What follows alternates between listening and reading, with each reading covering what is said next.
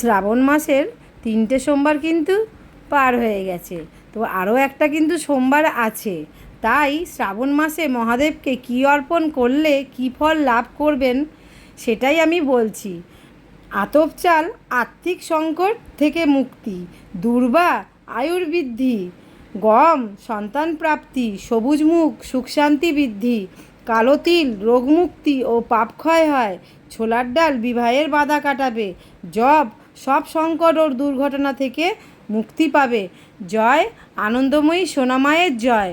সকলে ভালো থেকো, সুস্থ থেকো, লাইক কমেন্ট করতে কিন্তু ভুলবে না।